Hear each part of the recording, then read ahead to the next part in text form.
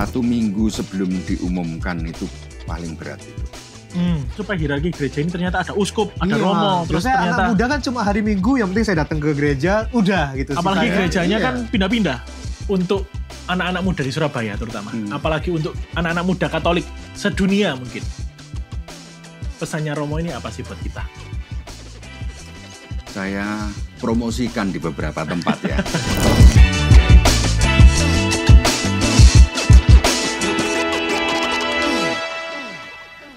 Kembali lagi di Celoteh Domba.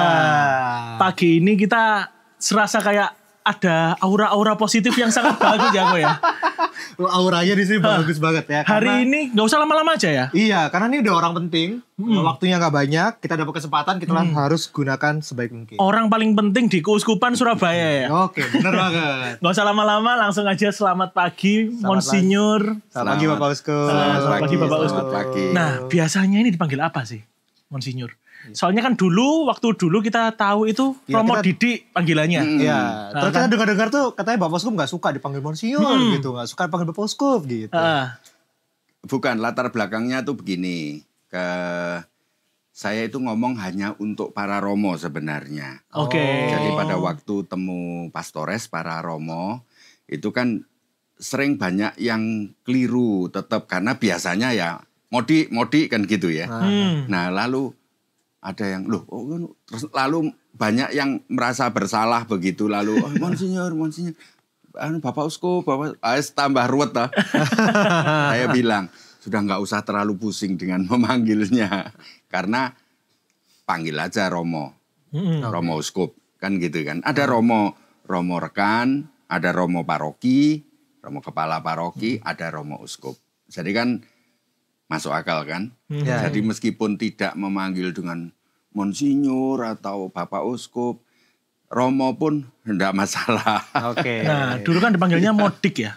Ditambahin Iya. Mon aja. Iya. Monsinyur. Monsinyur Dik. Ada yang mengubah begitu. Lalu ada yang dulu Modik sekarang Mondi. Gitu. Oh, Terserah. Jadi lebih enak kita langsung manggilnya Mondik aja ya. Oke. Mondik. Boleh. Tapi kok kurang. Romo Uskup, Pak. Romo Uskup itu Romo menarik Uskup loh. aja ya, Romo Iya, Uskup menarik jarang-jarang ya. Romo Uskup. Romo Uskup. Ya. Jadi Romo Uskup ini dulu ditahbiskan tanggal 22 Januari 2025 dan sudah ditetapkan dari tanggal 29 Oktober ya, Romo ya. Ya, 29 Oktober. Nah, itu Nah, saya tuh penasaran. ah, Apa ya? Waktu ditabiskan itu Januari, waktu hari kedua kan itu acaranya gede ya, Mo ya. Ya. Itu gimana perasaannya, Mo? Apakah bangga, apakah senang atau malah waduh, bebannya Tekanan, makin Mo. banyak ini Iya. ngurusin satu Surabaya. Nah, gitu gimana? apalagi ngurusin anak muda ini. Waduh, anak muda-muda ini dajal-dajal ini. Sebenarnya justru perasaan paling berat itu adalah seminggu sebelum 22 Oktober. Jadi sebelum pengumuman itu. Jadi seminggu sebelumnya itu kan saya dipanggil ke Jakarta, ke Kedutaan Vatikan. Bayangan saya dimintai pertimbangan Oh. tentang nama calon uskup yang baru. Lalu apa penilaian saya dan pendapat saya tentang calon yang baru. Saya dengan tenangnya, tapi ya dia bilang karena selalu begini ini kan selalu dilarang untuk memberitahukan kepada siapapun kan. Iya. Jadi oke, kamu berangkat terus enggak usah memberitahu siapa-siapa gitu. Ya udah saya berangkat naik kereta api, kan kedutaan kan jalan kaki dari Gambir kan dekat. Oh. Ya, sekitar 15 menit 15 jalan menit, ya. kaki. Lalu saya ke sana, ternyata diberitahu bahwa Paus Fransiskus menunjuk kamu untuk jadi uskup begitu. Wah itu langsung Kesambar petir gitu ya. Iya. Karena disposisi batin saya kan sebenarnya akan dimintai pertimbangan. Saya tidak nyangka karena saya selama diwawancarai. Jadi sebelum pemilihan uskup selalu demokratis. Demokrasi tertutup. Oh. Jadi ada ratusan orang ditanyai. Nah salah satu saya juga ditanyai. Jadi siapa yang menurut aku yang episkopabilis. Jadi artinya yang romo di Keuskupan Surabaya yang menurutku layak untuk jadi uskup. Ya, itu saya ya punya jago gitu ya. Artinya saya calonkan 2 gitu. Terus saya pikir saya dimintai pendapat itu. Makanya saya nggak siap dengan pernyataan itu. Waduh, langsung dangling hand ya. Jadi lemes. Tulangnya lepas semua rasanya. Nyawanya lewat. Enggak terbayang. Karena saya tahu bahwa di Surabaya banyak romo yang pinter ya. Jauh lebih kemampuan dalam banyak hal itu jelas ada banyak lah. Ya, akhirnya oke, karena saya kan mengungkapkan pertimbangan saya bahwa mestinya bukan saya gitu. Tapi apakah nggak keliru gitu? Ya, sekarang silahkan untuk berdoa. Jadi ke kapel gitu. Dengarkan hatimu, apakah memang hatimu bersedia ataukah tidak bersedia gitu. Oh, berarti bisa nolak ya? Bayangan saya kan bisa nolak kan, berarti ada pilihan. Lalu ketika saya berdiri lalu menuju ke kapel, saya tengok lagi ke beliau. Kalau seandainya saya ternyata hati nurani saya mengatakan tidak bersedia, bagaimana gitu, Monsinyur? Ya, kami tunggu sampai bersedia. Jadi mau nggak mau harus mau ya? Harus mau. Ya. Berarti waktu itu kita simpulkan itu 1 minggu itu tegang ya? Tegang. Tegang ya? Bagi saya itu waduh paling berat. Memang di sana akhirnya kan di kapel saya hanya lalu Tuhan Yesus berbicara lewat salib itu aja. Bahwa ini sebuah salib bagi saya. Artinya saya kan sudah nggak bisa lagi pindah perutusan kemana, nggak bisa lagi. Betul. Berarti saya sampai mati ditetap di satu tempat ini dan dengan perutusan ini gitu. Entah senang, entah susah, entah gagal, entah berhasil, harus bertahan di satu perutusan ini sampai mati. Artinya sampai umur 75 tahun. Kalau uskup kan 75 tahun harus mengajukan pensiun. Oke. Kalau paus seumur hidup. Oke. Nah, kita mau tahu juga ini, Romo. Pemilihannya itu seperti demokratis. Tadi kan Romo bilang untuk seperti demokratis ya, lebih demokratis. Nah, yang demokratis ini pemilihannya itu antara umat juga dilibatkan, atau cuman romo-romo saja yang di wilayah Surabaya atau se-Indonesia, atau malah ngarah ke Roma. Iya, ke Roma. Gitu. Ada banyak segmen ya. Jadi di yang ditanyai itu banyak segmen umat, bahkan orang muda, bahkan juga keluarga-keluarga, lalu biasanya tempat pernah bertugas, lalu para pastor, itu pasti ditanyai. Pastor yang terutama yang kerja bareng di keuskupan sini, lalu para pastor yang di luar kerja di sini. Jadi bisa saja siapa yang pernah dianggap mengenal saya, itu pasti ditanyai. Demikian juga calon-calon yang lain. Kan calon itu kan penjaringannya bertahap toh. Tadinya kan uskup itu punya kewajiban dalam setiap 3 tahun dia harus mengirimkan nama-nama. Jadi sejak uskup dulu itu sudah mengirimkan nama 3 begitu terus tiap 3 tahunan kalau nggak salah. Lalu dari nama-nama itu apakah ada nama baru lagi itu kan nanti dijaring yang terakhir. Jadi dari nama-nama itu coba ditanyakan kepada orang-orang, lalu terus mengerucut tinggal 3 begitu terakhir. Ya itu lama, makanya pemilihan uskup biasanya lama, minimal 1 tahun lah. Tapi kemarin itu Surabaya lumayan lama ya, Mo ya? 1 tahun 2 bulan. Iya, 1 tahun 2 bulan. Soalnya kan kalau di misa kan sering terakhir misa ada doa untuk didoakan, mendoakan untuk uskup baru itu. Timika 5 tahun. Ya. Berarti kemarin itu untuk menjaring Romo ini sendiri sampai ke Manua juga itu ditanya-tanyain ya, Mo ya? Iya, Kan dulu iya. kan pernah tugas di sana juga. Oh. Wah ya. Selama Iya, itu ditanya. Iya, iya. Tapi kita tadi saya ini lebih tertarik. Umat muda itu ngapain sih, Mo? Yang kok ditanyain Iya, apakah kontribusinya apa untuk apa? pemilihan, Pemilihan uskup, ini? itu anak muda tuh. Pasti ditanyai, ya yang ditanyai pasti merahasiakan itu ya. Oh ya. Pasti tidak akan ngomong, Iya, sampai iya. sekarang pun tidak akan ngomong gitu. Hmm. Nah itu, karena disumpah memang. Oke. Jadi setelah itu ya disumpah, tidak boleh ngomong kepada siapapun. Oke. Sehingga tidak tahu, keluarganya pun tidak tahu bahwa dia ditanyai oleh Vatikan. Ditanyai oleh kedutaan. Oh. Tapi bener-bener random berarti gitu ya, Mo ya? Enggak. Enggak. Enggak. Oh, Enggak random. sudah kelihatan ini. Ini, yang mengenal ini siapa saja gitu.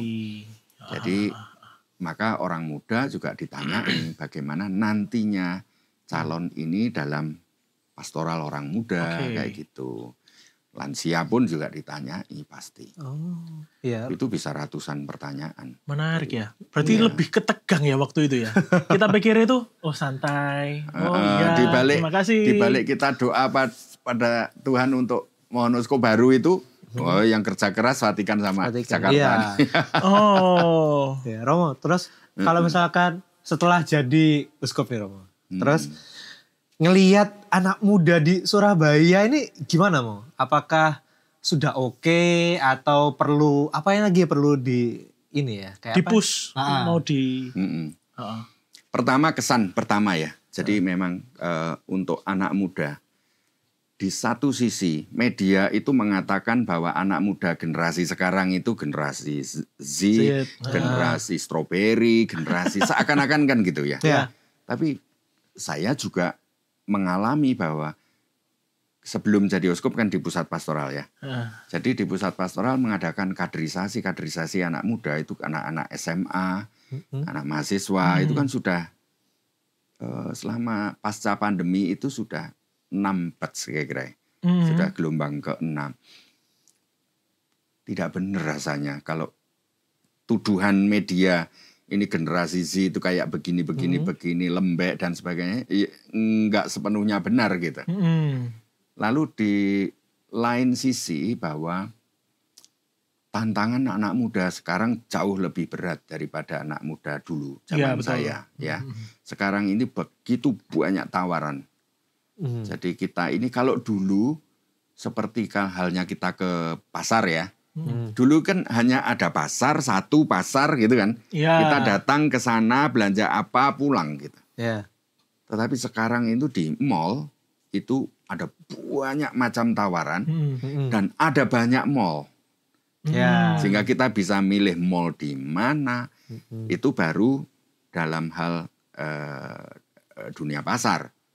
Ya. Belum lagi dalam dunia relasi. Sekarang ini menurut surveinya Biro Jasa Penyedia Internet ya, itu kan hampir 20% waktu anak muda itu bersama gadget. Betul. Ya. Betul. Itu memang tantangan real. Tidak sepenuhnya buruk. Seperti sekarang dunia AI, itu tantangan baru lagi. Tantangan yang di satu sisi kita kalau betul kreatif, atau betul kita ini cerdas, kita akan bisa memanfaatkan AI ini dengan sangat optimal. Oke. Sehingga sangat berguna untuk mempercepat sebuah pengambilan keputusan, pilihan, itu kan menjadi terbantu dengan AI. Tapi itu juga bisa tantangan bagi yang tidak cerdas gitu. Artinya sangat bergantung dengan gadget dan sangat bergantung dengan dunia internet. Tidak berjalan di atas air gitu ya. Tapi tenggelam di dalamnya itu bisa. Itu saat ini, tantangan saat ini ya kaum muda ya. Nah, kembali lagi nih Mo. Tadi kan kita habis bahas uskup-uskup ya. Hmm. Setelah terpilih menjadi uskup, rasanya itu gimana Mo? Kayak ada yang culture shocknya enggak? Jelas. Jadi shocknya jelas. Nah 1 minggu sebelum diumumkan itu paling berat itu. Kan aku masih di paroki juga. Di paroki Sakramen Maha Kudus. Dan setiap akan misa harian. itu kan selalu dengar untuk doa mohon uskup baru. Nah, Padahal aku tahu udah sudah tahu. ada. Iya.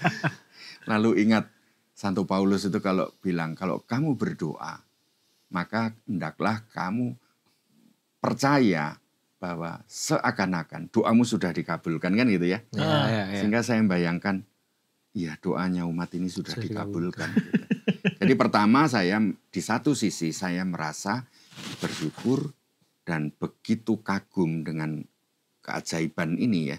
Bagaimana aku yang seperti ini, yang apa adanya ini, dengan segala kerapuhan dan kekurangan, tetapi menjadi bagian dari pengabulan doa gereja ini. Itu dari satu sisi. Dari lain sisi, kan selalu akan membayang, benarkah aku nanti mampu? Oke. Ya, benarkah aku nanti bijaksana di dalam penggembalaan? Lalu tetapi saya selalu diingatkan dengan ketika di kapelnya di Nunsiatura di Kedutaan Vatikan ya. Itu salibnya kan bolong ya. Jadi justru bukan kayu, salibnya itu bukan kayu terus korpus Yesus gitu ya. Enggak, tapi tembok bolong berbentuk salib, baru korpus ada di situ. Oke. Oh, korpusnya di dalam gitu. Korpusnya di depannya. Di depannya. Tapi belakangnya itu Bolong. tembok bolong berbentuk salib gitu. Ya. Itulah yang selalu teringat ke batinku ya. Waktu itu kan, iya memang kamu bukan apa-apa. Gitu. Oke. Dan kamu memanggul salib ini dan kamu bukan apa-apa. Nah justru kamu bukan apa-apa itulah karena maka kamu dipilih. Supaya yang apa-apa itu Tuhan sendiri gitu. Jadi kalau aku terlalu sibuk dengan aku mampu atau tidak, aku bijaksana atau tidak, nanti bagaimana, itu kan subjeknya aku terus ya. Seakan-akan ini sebuah kesombongan sebenarnya. Di balik kecemasan itu sebuah kesombongan, seakan-akan bukan Tuhan subjeknya. Sehingga seakan-akan subjeknya hanya aku, sehingga aku khawatir gitu. Nah itu yang juga menguatkan bahwa justru kamu harus mengosongkan diri Tuhan untuk bekerja. Biar Tuhan masuk, yang Tuhan yang sepenuhnya bekerja. Bahwa yang mampu itu Tuhan, yang bijaksana itu Tuhan, yang menggembalakan itu Tuhan Yesus sendiri.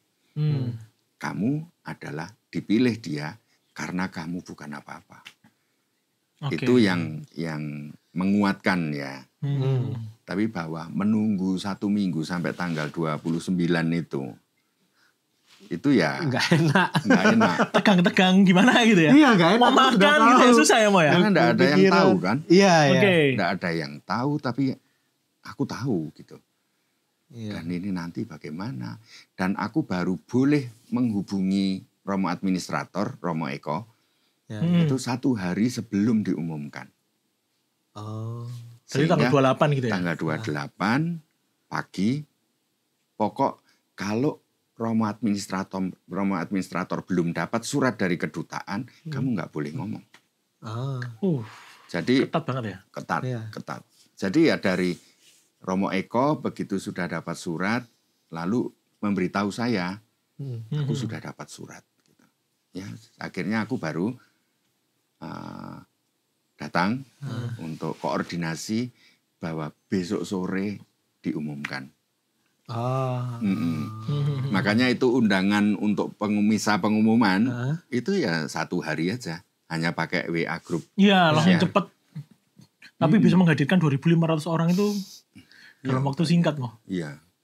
Iya, zaman sekarang itu warganya. Apalagi dengan WA grup itu kan. Iya, WA grup 1 orang, cepat, grupnya nyebar lagi. Iya, itu tadi gunanya salah satu guna untuk menggunakan sosial media, menggunakan teknologi. Itu sangat membantu ya. Kan nanti pewartaan juga begitu. Ya. Nah, denger nih, Mo. Romo ini suka salah satunya melukis. Terus mendaki. Terus tadi juga kita kaget ternyata Romo ini datang ke sini tuh pakai motor. Suka motoran ya, ya. Iya, saya Kaget. pikir deket aja dari keuskupan. Iya, saya Soalnya pikir kan kita pemikirannya kan uskup ini Iya, kan harus uskup ada ada supirnya. ada supirnya atau gimana naik gitu. mobil dianterin Iya. gitu atau apa. Iya, gitu. tadi ada memang sopir sudah siap dengan mobil. Tapi saya pikir, ngapain nanti kan dia susah parkirannya sempit. Iya, iya. Nah, Saya betul. pikir, udah aku tak naik motor. Saya bilang gitu. Oh. Motor toh ya hanya 10 menit di sini. Tapi setelah jadi uskup gitu masih melukis mau? Sama masih mendaki gunung gitu enggak? Masih cukup waktunya. Enggak Wah. lagi. Dulu mendaki gunung tuh zaman ketika SMA ya. SMA. SMA, seminari kayak gitu. Waktu masih muda betul. Memang aku suka. Karena aku memang lahir di gunung. Oh, ya wis, Maka dua kesukaan saya, gunung dan pantai. Pantai itu sesuatu yang asing bagi saya. Karena Oke. saya orang di gunung. Di gunung. Jadi Iya. ngeliat pantai itu rare Merindukan, gitu ya. kayak apa sih pantai. Ah. Lalu pengen menikmati pantai itu kerinduan. Maka saya senang di dua tempat itu. Ya. Berarti Kalau ngelukis sih hanya karena permintaan. Ini baru aja ya. Setelah misa pagi sebelum sarapan kan ada waktu kosong. Ah. Ya kalau nggak doa di kapel selesai itu ya oke masih sempat itu diteruskan besoknya lagi. Oke. Karena ada komunitas suster yang akan mendirikan sekolah di pedalaman Sulawesi, mau menggalang dana gitu. Terus dia minta, Bapak Uskup, apakah bersedia kalau menggambar lalu untuk kami lelang gitu. Nah nanti mungkin kita juga bisa bantu. Sih. Kita juga bisa bantu. Terus Mungkin nanti ikut-ikutan tuh.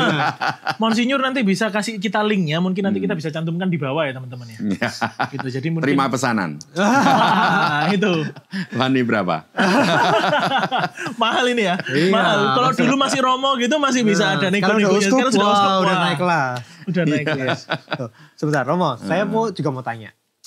Ada nggak program yang menurut Romo, program dulu dari uskup yang sebelumnya itu kayaknya ini kurang cocok sekarang terus Romo dirubah. ganti atau mungkin ada yang Mau dilanjutkan dikembangkan lagi. atau mungkin ada program baru apa Romo untuk kita di Surabaya ini? Karena dulu ketika Monsinyur Sutekno, praktis saya di lingkaran dalam. Oke. Karena saya dulu pernah jadi Vikjen nya Tahun Monsinyur 2011 Sutekno. sampai 2017. Ya. Lalu juga dari 2017 sampai 2022. 2024 ya? itu di Vikaris Pastoral. Pastoral. Jadi praktis saya sebenarnya ikut ambil bagian dalam programnya Monsinyur Sutekno. Oke. Sehingga saya tidak ada hal yang baru sama sekali. Memang ada yang baru sama sekali, ada. Tetapi sebagian besar saya melanjutkan. Oh. Karena Monsinyur Sutekno sudah punya rancangan program untuk sampai 2030. Oke. Sehingga aku sampai 2030 tinggal Masih melanjutkan. mengikutkan. Oke. Nah, dengan Ardas itu. Oke. Ya, kan setiap tahun fokusnya apa, Iya. prioritasnya apa, itu setiap tahun sudah ada, itu sangat meringankan. Nah, tinggal ada hal-hal yang baru, yaitu yang belum tergarap sebelumnya, Oke. yaitu masalah pendidikan. Jadi, karya pendidikan itu kan masih jalan sendiri-sendiri. Sekolah keuskupan, ada sekolah tarekat, sekolahnya suster-suster, sekolahnya romo-romo, kongregasi, dan sebagainya. Ini masih jalan sendiri-sendiri. Padahal ini kan karya pendidikan gereja. Nah itu yang ingin, yang baru adalah untuk dipersatukan. Oh diintegrasi semua gitu ya? Diintegrasikan untuk istilahnya Paus Fransiskus menjadi kolaboratif gitu ya. Jadi berjalan bersama, sinodal.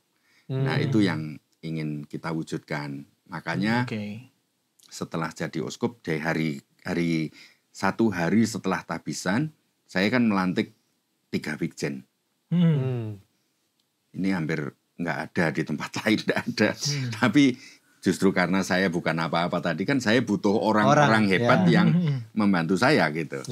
Nah ada 3 orang yang saya angkat setingkat Vikjen. Vikjen sama sekretaris itu beda ya, Mbak? Beda ya. Vikaris Jenderal itu berarti vikar itu kan wakil ya. Wakilnya uskup dalam secara general. Untuk semua hal yang tugasnya uskup, tugasnya dia. Jadi kayak perpanjangan tangan gitu ya, Mo? Iya. Perluasan ya, lebih Iya, penambahan tangan ya. Lalu ada satu Vikjen yang memang moderatornya kuria, tim intinya uskup. Itu moderatornya dia, Romo Edi Laksito. Yang juga dia menangani untuk terkait dengan masalah harta benda, masalah pendidikan calon imam, dan sebagainya itu di sini. Pembinaan para Romo itu di Vikjen ini. Jadi pengkaderisasi di Romo ini. Di Romo Vikjen pertama ini. Pertama. Lalu yang Vikjen kedua itu untuk Vikjen pastoral. Jadi yang menjaga bagaimana terwujudnya arah dasar itu. Adasnya tadi itu ya sampai 2030 sampai itu ya. 2030 itu yang dijaga oleh ini. Yang membantu saya untuk menjaga konsistensi dan terus implementasi arah dasar itu. Lalu Vikjen yang ketiga, Vikjen pendidikan. Jadi nanti sampai bulan November ini namanya Pramupas Pendidikan itu melakukan riset, survei ke seluruh keuskupan tentang animo dan persepsi tentang karya pendidikan Katolik. Karena kan banyak yang memprihatinkan sekarang ini sekolah-sekolah Katolik ya. Ya, yang ada banyak sih sekolah yang bagus-bagus, tapi yang jauh lebih banyak lagi memprihatinkan. Itu yang perlu ditangani. Lalu juga untuk nanti kami tugasi untuk mendirikan Dewan Pendidikan, Dewan Pendidikan Katolik. Jadi perwakilan-perwakilan sekolah-sekolah, yayasan-yayasan itu untuk selalu bertemu bareng untuk membicarakan langkah-langkah ke depan. Jadi supaya bisa visi misinya bisa sama bisa gitu ya. Bisa sama, satu visi sebagai karya pendidikan gereja. Nah, 3 Vikjen ini. Nah, menarik ini. Kita punya 3 lagi calon yang bisa kita interview nanti ini ya. Itu berarti tiga sekolah-sekolah Katolik itu bukan cuma ini ya, seminari aja enggak. Tapi sekolah swasta yang umum itu juga. Tapi sekolah Katolik juga termasuk di situ. Keuskupan Surabaya itu punya 145 sekolah. Tersebar di seluruh wilayah Keuskupan Surabaya. Sampai ke Rembang, sampai ke Ponorogo sana.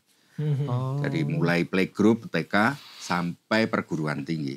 Nah, yang perguruan tinggi kan ada Widya Mandala, Widya Yuwana, Dharma Cendika, ada Stikes, juga ya, UKDC Dharma Cendika. Lalu Stikes RKZ, itu kan perguruan tinggi Katolik kan. Nah, ini yang bagaimana ini nanti berjejaring, bersinergi satu sama lain. Itu kan tadi kita dengar ada yang dari bidang pendidikan ya, Romo ya. Nah, ada dari Romo sendiri atau yang sudah dibawa dari Monsinyur Sutikno itu yang untuk anak muda. Jadi untuk komunitas-komunitas anak muda gitu, ada apa enggak? Untuk anak muda itu sebenarnya seperti Monsinyur Sutikno itu pernah di tahun 2018 itu mengalokasikan dana untuk kaderisasi anak muda. Tapi jalurnya jalur jalur kaderisasi mahasiswa dan SMA. Jadi mereka yang disiapkan untuk menjadi kader-kader masyarakat di masa depan. Kader ini apa, Mo? Jadi Romo kader atau? Itu artinya calon unggulan. Jadi disiapkan betul supaya nanti jadi tokoh di masyarakat. Gitu. Tokoh awam. Tokoh awam. Jadi tapi juga bisa dipersiapkan untuk jadi Romo. Ya bisa, tapi pertama-tama bukan untuk itu. Tapi pertama-tama untuk nanti kalau dia jadi pengusaha Katolik yang bagus. Jadi tentara yang bagus. Jadi perangkat eksekutif di pemerintahan yang bagus. Nah itu gitu. Tantangannya pasti besar banget ya, Mo ya. Karena kan anak muda tuh kayak cuek, kayak nggak mau tahu. Nggak bisa diatur juga ya. Siapa sih uskupnya gitu. Itu ya sudah. Misalnya cuma tahu, sekedar tahu aja. Ya sudah. Dia merasa nggak akan efek ke hidupnya dia gitu. Padahal kan pentingnya ya, Mo ya, untuk dia tuh tahu dan dia mau masuk ke dalam gereja gitu kan. Untuk anak-anak muda ini gitu kan. Karena masih banyak anak muda yang masih SMA happy gitu Iya. kan, pergi party kayak nongkrong Betul. sana sini, Ya, ya. kopi. gitu. Apalagi Itu- untuk hierarki ke gereja ini ya. Iya, Untuk dia mereka kayak tahu supaya hierarki gereja ini ternyata ada uskup, ada iya, romo, terus biasanya ternyata anak muda kan cuma hari Minggu, yang penting saya datang ke gereja, udah gitu. apalagi sisanya. gerejanya Iya. kan pindah-pindah. Iya. Sehingga ikatan dengan gereja di parokinya sendiri menjadi lemah ya. Betul. Iya Nah. betul. Nah itu kenapa kok harusnya penting, Mo? Kenapa ya? Itu penting. Jadi Paus Fransiskus itu kan bilang gini, bahwa anak muda itu bukan hanya masa depan gereja, tetapi juga masa kininya gereja. Oke. Jadi artinya mestinya bahwa anak muda tidak akan di masa depan sebagai menjadi gereja yang kokoh, kalau tidak dimulai dari sekarang kokoh gitu. Iya betul. Ya, bagaimana mungkin akan mengharapkan kalian ini di masa depan akan menjadi kaum muda yang peduli dengan hidup rohaninya teman-teman muda. Kalau tidak sekarang ini terlibat misalnya kalian di HSM atau di komunitas-komunitas yang ada. Itu justru karena sekarang terlibat, itulah yang justru yang menjadikan masa depan itu bisa diandalkan. Kan gitu ya. Nggak bisa menunggu ke depan gitu. Maka itu signifikasi hal yang penting untuk kenapa pastoral kaum muda itu penting. Lalu yang kedua, bagaimana kaum muda itu kepeduliannya bukan sekedar bahwa ke gereja gitu ya, ke gereja mana saja, tetapi bahwa iman Katolik kan iman yang menjemaat ya. Jadi bukan sebuah hanya sebuah kapasitas personal gitu. Enggak. Tapi ini kapasitas sosial yang bersama-sama. Maka bagaimana anak muda itu di samping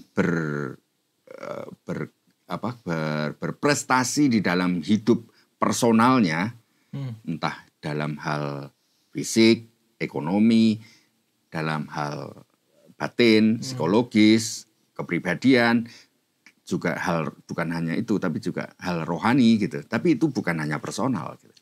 Tapi pertama-tama dia adalah mencintai sekitarnya ini. Ya, jadi basis di mana dia keluarganya berada, lalu juga keluarga-keluarga di sekitarnya dan jemaat di parokinya. Itu kan menjadi perutusan kayak nanti, ya kamu misalnya ya bisa aja jadi MC atau jadi tokoh viral di mana-mana. Tapi kan tidak boleh melupakan kamu punya keluarga. I see. Ya, bahwa ini harus basis yang juga harus dikuatkan. Kita bisa pergi kemana-mana, tapi jangan lupa dari mana kamu berasal. Itu juga. Nah, keluarga kita sebagai umat Katolik ya lingkungan kita, wilayah, paroki kita gitu. Maka saya senang kalau seperti kalian ini ya di komunitas hidup. Tapi bahwa dari situlah kamu menyerap, ngecas secara spiritual di komunitas dan lalu aktualisasinya adalah di komunitas teritorialnya. Di parokimu, di lingkunganmu, di wilayahmu. Mungkin kamu di komunitasmu anak-anak muda bagus-bagus, hebat-hebat di komunitas. Tapi bagaimana dengan anak muda di lingkunganmu? Maka merasulnya adalah di sini. Jadi kita harus membawa api dari HSM ini pergi ke lingkungan dan paroki. Untuk ditaburkan di lingkunganmu. Sehingga kamu minimal lah satu anak anggota HSM ya menyelamatkan 2 jiwa di lingkunganmu. Nah ini kita dapat PR teman-teman. Kita dapat PR. Berat ya, agak berat ya. Kayaknya. Itu berarti salah satu yang mau dicapai sama Uskup ini melalui anak-anak muda itu ya itu tadi. Supaya kita juga lebih aktif di lingkungan ya. Di lingkungan ya. Aktif itu bukan hanya berkegiatan. Tapi aktif itu adalah proaktifnya untuk menjangkau jiwa-jiwa di sekitarnya. Jadi ini bukan hanya jiwa manusia ya, tapi ya lingkungan hidup, ekologi di sekitarmu, sampah di sekitarmu, dan bagaimana masyarakat di sekitarmu. Oh, aku peduli, aku ngerti bahwa di sini itu ada umat Islam, ada umat Konghucu, ada umat Hindu, ada umat Buddha, dan mereka juga ada komunitas-komunitasnya, ya juga mengenal gitu. Ya.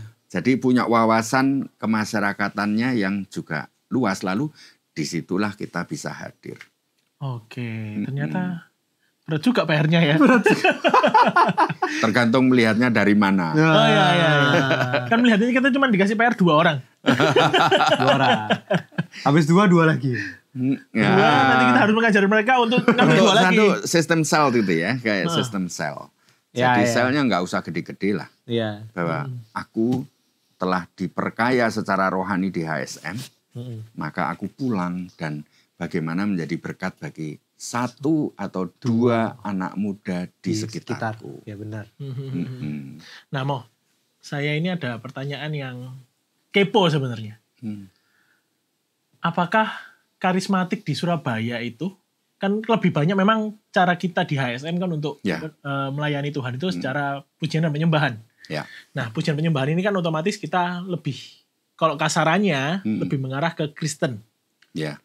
Nah, apakah itu di Katolik terutama di Surabaya, apakah disupport diterima, atau disupport atau apa? Kita harus jujur dulu ya pertama. Aktivis-aktivis paroki di Surabaya ini, mereka mayoritas, prosentasenya di atas 60% saya kira, itu background-nya dari persekutuan doa. Oke. Ya, jadi artinya mereka ini mendapatkan kekuatan baru, ya. Kalau kita menamakan karunia Roh Kudus, dia terima dalam persekutuan doa dan lalu dia menjadi aktivis-aktivis di paroki-paroki. Coba aja cek aja di pengurus lingkungan, seksi-seksi, petugas liturgi. Pasti mereka ada bagian dari komunitas atau kelompok doa atau apa ya. Itu pertama. Jadi yang kedua, ini nggak bisa masalah senang atau tidak senang. Cocok atau tidak cocok. Menerima atau tidak menerima, bukan masalah itu, tetapi bagaimana menggembalakannya. Jadi orang bisa datang dari mana saja. Murid-murid Yesus ada yang dari nelayan, ada yang dari peladang, dari kayak gitu ya. Dari mana saja, tetapi bagaimana menggembalakannya. Itulah sebabnya di tahun 2015 kami membantu Bapak Uskup untuk memberi wadah komunitas-komunitas, salah satunya adalah persekutuan doa karismatik. Itu ke dalam kevikepan kategorial. Ya, sehingga ada wakil uskup yang ditugasi menggembalakan komunitas-komunitas ini, kelompok-kelompok kategorial ini. Dan Surabaya ini adalah gereja yang sangat subur untuk komunitas-komunitas dan persekutuan-persekutuan doa. Surabaya. Sangat subur. Untuk jenis-jenis komunitasnya aja ya, kelompok-kelompoknya itu ada sekitar lebih dari 50. Wow. Dulu tahun 2015 saya mendata itu 75. Jenis-jenis kelompok kategorial. Persekutuan doa karismatik sendiri di Keuskupan Surabaya, BPK Karismatik ke Surabaya, itu aja punya berapa ratus persekutuan doa. Ada PD masing-masing, ada paroki, itu di paroki ada 2. Iya, biasa tiap gereja juga punya media sendiri. Belum lagi yang lintas paroki, belum lagi yang PD-nya komunitas. Iya, betul. Oh, itu ratusan. Betul. Dan ini kita lihat sebagai kekuatan. Ini adalah kekuatan internal. Nah, kalau toh ada tuduhan, apakah enggak itu cenderung ke Kristen, ke apa? Menurut saya mau cenderung atau meniru atau apa. Tapi yang penting adalah integritas imannya, bahwa aku sebagai orang Katolik ada hal-hal prinsip iman yang tidak ditemukan di gereja lain. Tentang sakramen. Tentang peran Ibu Maria di dalam hidup kita, itu tidak ditemukan di tempat lain. Masalah metode berdoa itu adalah terkait dengan psikologi, pola rasa pribadi orang. Ada yang suka dengan model meditasi, yang meditatif, Oh iya. hening. Dan itu kelompok itu ya juga ada yang punya pola religiusitasnya begitu akan berkumpul di sana gitu. Ada yang polanya dengan puji-pujian.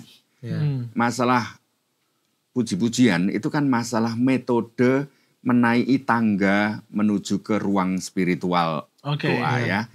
Dari dunia menuju ke ruang doa ini perlu tahap-tahap pengkondisian batin. Maka pentingnya puji-pujian adalah mengantar jiwa kita untuk semakin masuk ke dalam dunia doa.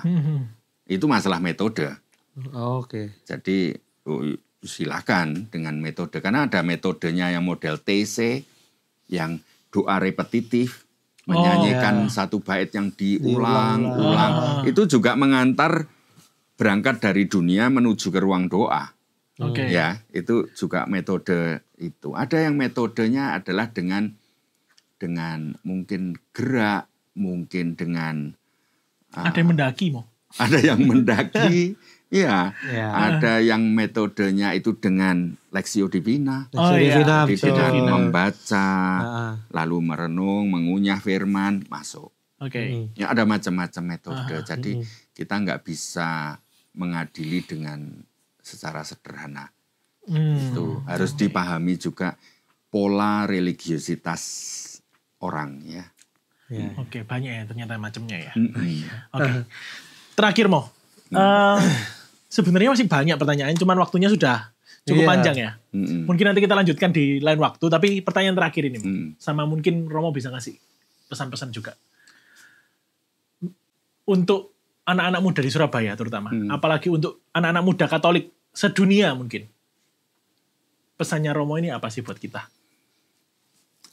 Saya promosikan di beberapa tempat ya. Yaitu bagaimana kita moving dari narsis ke altruis.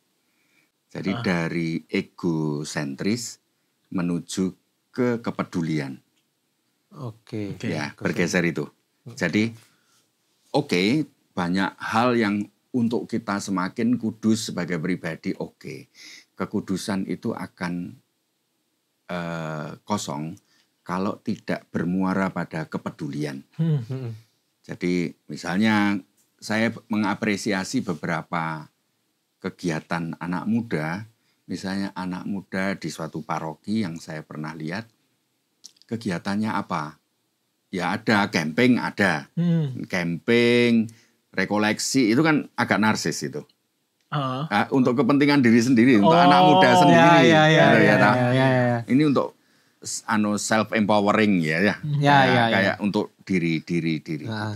Tapi ada kegiatan yang misalnya membantu mendata lansia sakit di wilayahnya, lalu seminggu sekali ngukur tensinya para lansia yang sakit. Jadi sederhana ya, karena kalau di desa loh ya itu ya, di daerah-daerah pinggir itu kan banyak lansia yang Katolik sendiri di keluarganya. Ya, makanya anak muda acaranya adalah kunjungan rutin, ngajak berdoa lansia. Itu kan kepedulian. Membuat nanti anak muda tidak hanya narsis dirinya sendiri. Sekarang anak muda yang peduli lansia. Lalu anak muda yang membantu menjadi asisten guru sekolah minggu. Itu sebagainya. Ya. Lalu juga bimbingan belajar untuk anak-anak remaja, macam-macam ya. Lalu juga yang cinta lingkungan hidup. Penanaman bunga atau membersihkan jalan-jalan di perumahan kita. Itu hal-hal yang sebenarnya altruis untuk orang lain. Untuk peduli, untuk kayak gitu. Tidak hanya untuk ke dalam. Jadi, berarti lebih ke arah ke pengabdian masyarakatnya. Pengabdian masyarakat, pengabdian sesama ya. Dan juga seperti yang kamu tadi, jangan hanya selamat untuk diri sendiri. Tapi harus juga menyelamatkan. Kembali ke lingkunganmu, ayo menyelamatkan. Mungkin nggak bisa, seluruhnya nggak bisa.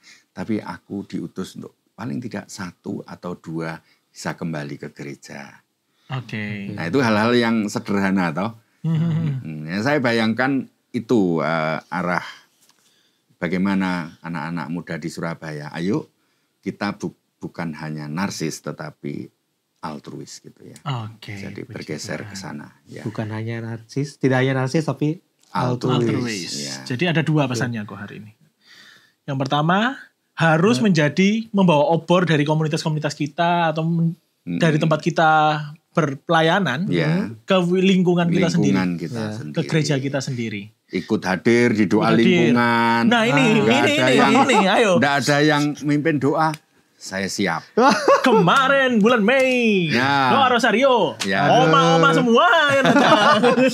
Coba terus anak-anak muda ini kan sebenarnya melayani oma-oma, ya enggak? Iya. Tapi kalau enggak, kita ini karena narsis tadi, selfish, aduh aku dapat apa gini oma-oma semua, kan gitu kan? Enggak, tapi aku melayani oma-oma. Oke. Nah itu kan mindset yang harus di-switch. Ya. Saya daftar paroki aja 1 bulan, formnya di rumah belum tak kasih. Jujur. Jujur. Itu tadi yang pertama kok. Oke. Yang kedua, ya itu jangan narsis. Jangan narsis. Nah, kita tapi ke altruis. Bahasanya agak berat altruis. Nanti bisa untuk orang lain. Tanyakan ke chat GPT teman-teman. Altruis itu apa? Iya. Ya, oke. Jadi terima kasih Romo atas waktunya. Tapi sebelum kita tutup, kita mau minta doa dari Romo sekalian berkat penutup. Boleh ya, Mo ya? Iya, berkatnya tolong dispesifikan Romo untuk anak-anak muda mungkin ya. Oke, terima kasih. Ya, baik. Mari teman-teman sekalian, sobat muda di Keuskupan Surabaya khususnya dan dimanapun Anda berada, kita menyatukan hati untuk berdoa. Dalam nama Bapa dan Putra dan Roh Kudus. Amin.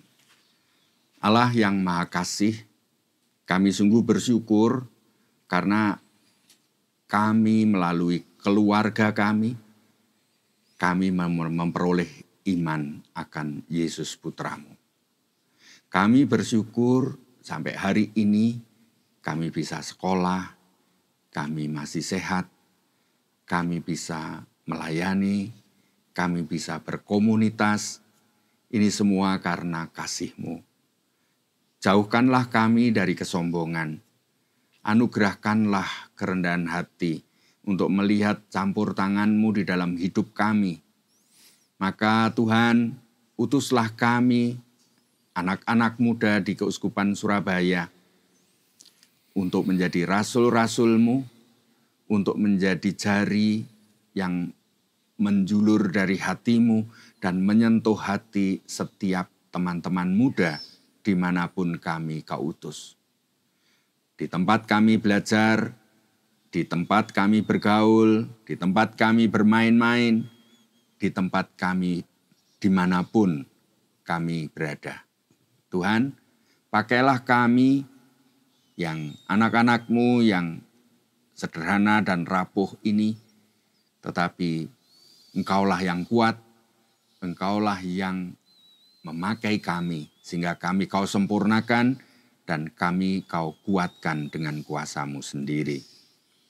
Tuhan, kami mohon berkat-Mu bagi teman-teman kami yang menyaksikan podcast ini, dan semoga mereka semua juga Kau sentuh dengan kuasa kasih-Mu, sehingga mau keluar dari dirinya sendiri, dari narsis, menjadi lebih peduli, menjadi lebih altruis, memikirkan sesama, memikirkan gereja di mana kami bertumbuh dan berkembang.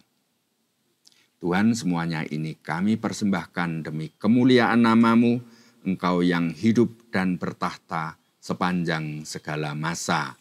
Amin. Tuhan bersamamu. Dan bersama roh. Semoga kalian semua senantiasa dilindungi dan diberkati oleh Allah yang Maha Kuasa, Bapa dan Putra dan Roh Kudus.